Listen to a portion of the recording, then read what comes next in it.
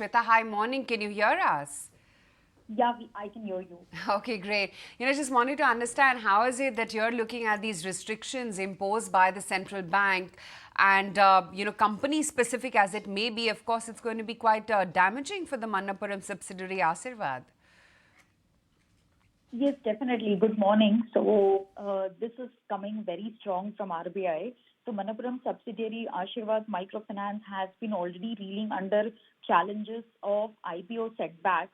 So, initially, the IPO was the IPO which was filed way back in October 2023, later faced abeyance in January 2024, and later received SEBI approval in April 2024. Now, again in October, as the RBI regulations and warning has been put out that there has been certain observations that have been made wherein the Asirvad subsidiary has been not in compliance with various regulatory norms. So definitely a huge blow for the parent company as well. And Asirvad per se forms almost over 20% of the profitability for Manappuram and almost 9% of its net worth.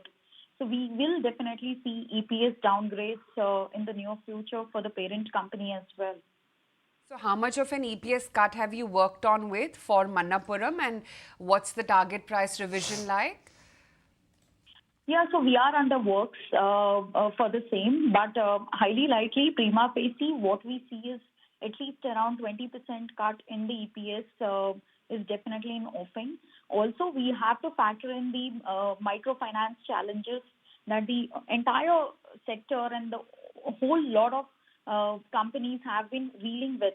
Another thing is the channel checks have been actually giving out a very gloomy picture in terms of collection efficiencies dropping over 200 bits.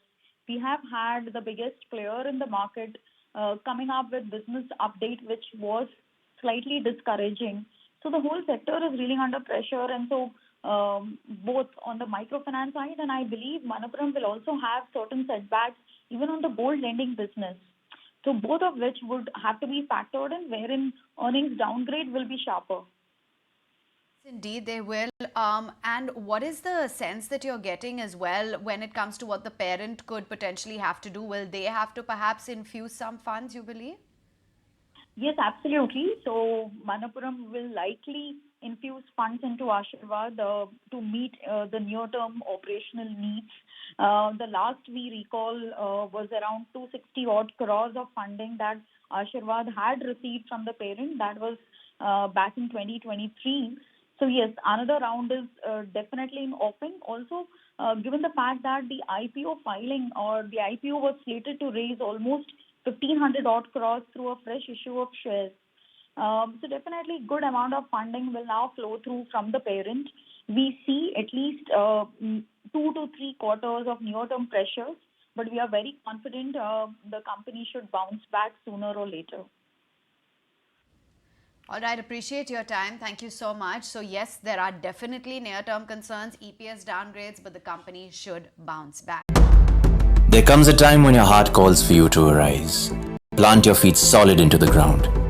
Decide your own limits. And then break right through them. Become something more. It's my time to rise.